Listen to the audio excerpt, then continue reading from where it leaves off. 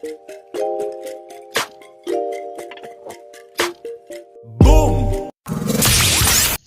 Magandang araw po mga katambay. Matapos nating i-prepare yung pagpupunlaan natin ng sibuyas ng mga nakaraang episode.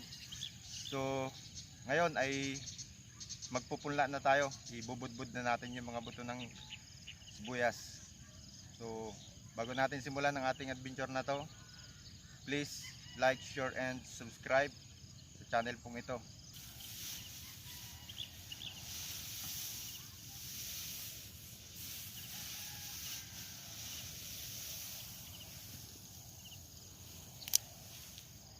Bigat man to. Tara, Choy!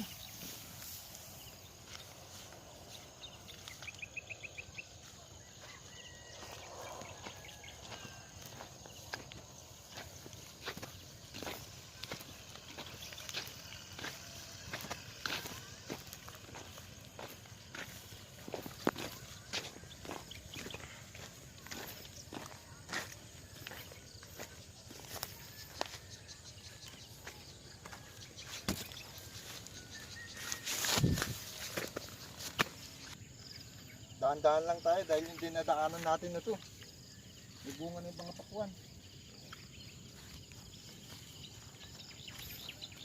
Pagalitan tayong tatay dito. Tapakan natin bunga ng pakwan.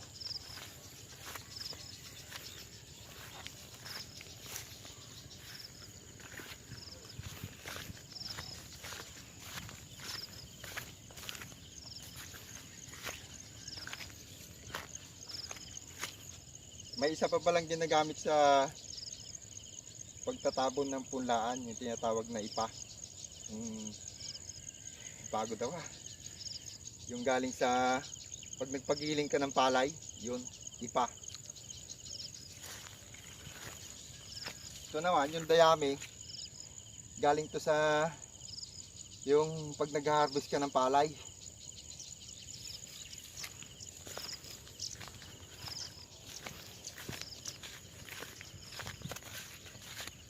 Okay na yung bunga ng pakwan, oh. Yun, oh, sa baba.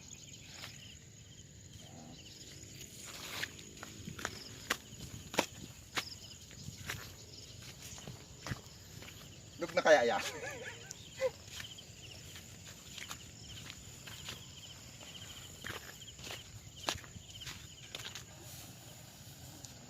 Pagod ako dun, malay-ilay din yung pag-aabutan ng dayami na yun,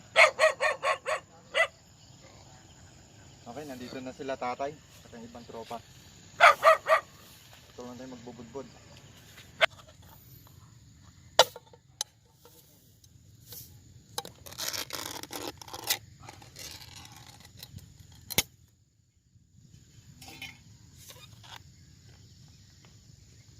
Okay katambay, ito yung buto ng sibuyas. Parang paminta. Kulay blue nga lang na paminta.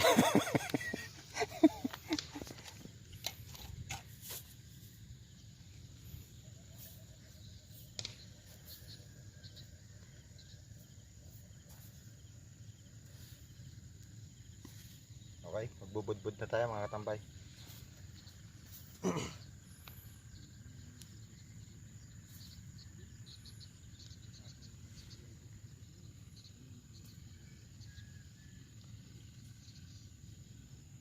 Kung napapansin niyo po, bakit may mga guhit to, diyan natin ibubudbud yung mga buto. Kailangan kuan lang, sakto lang yung pag budbud natin.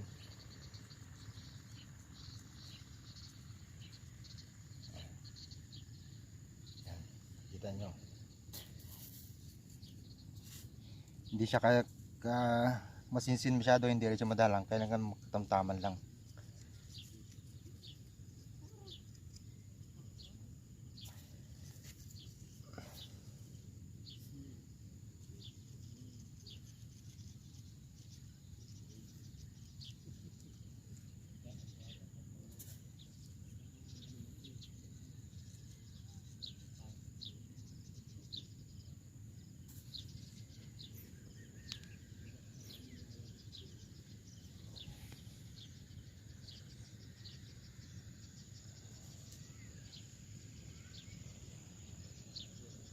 Dito yung mga manok. Tukain ng mga manok to.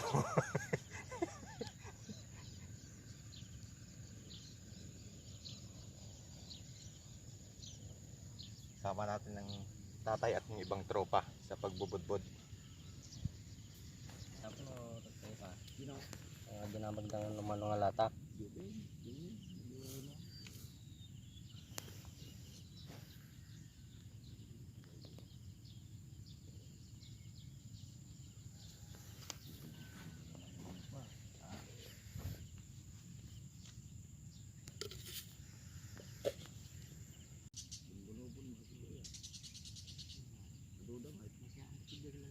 Bunbunubon to sibuyas.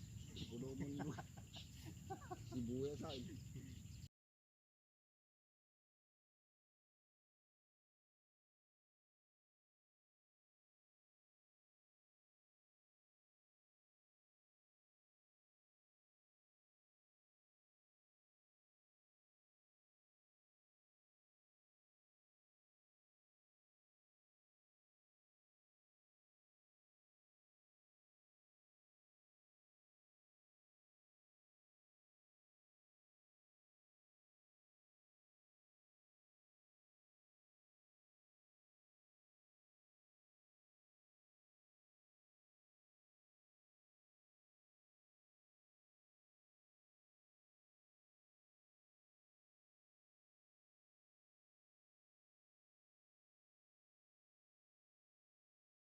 Okay mga katambay, matatapos na yung pagbubudbud ng mga buto.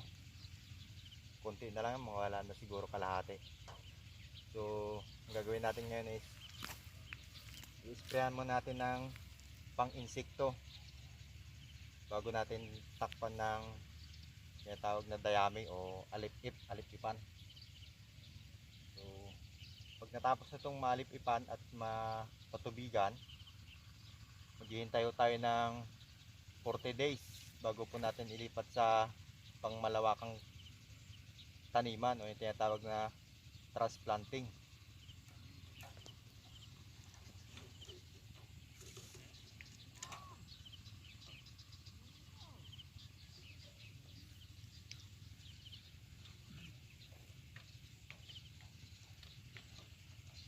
Ito, ilang kwento. Ba't hindi yung motor ang nakuha? Huh? Oh.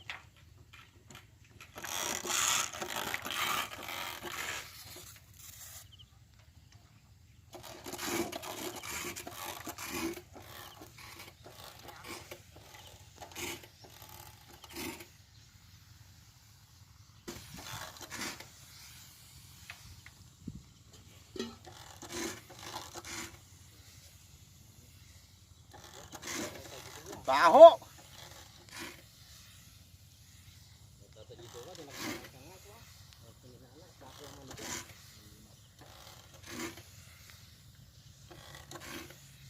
Sa baho na to, siguradong takbo lahat ng mga insekto rito.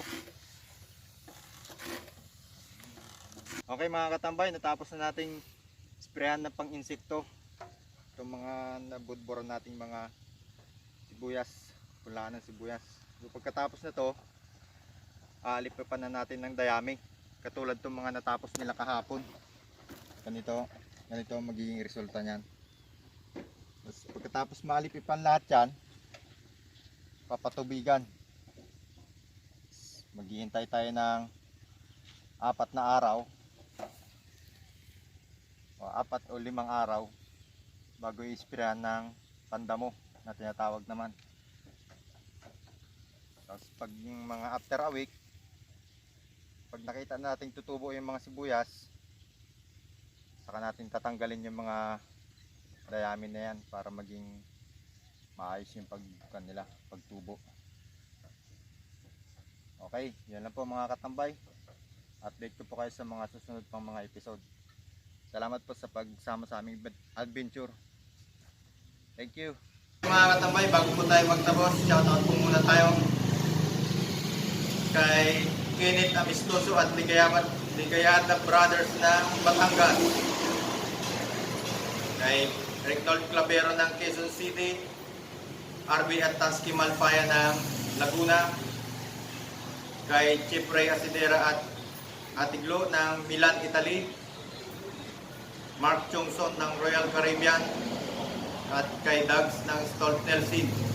At sa mga iba pa po nating mga kabarong mga mandaragat, stay safe and God bless. Thank you.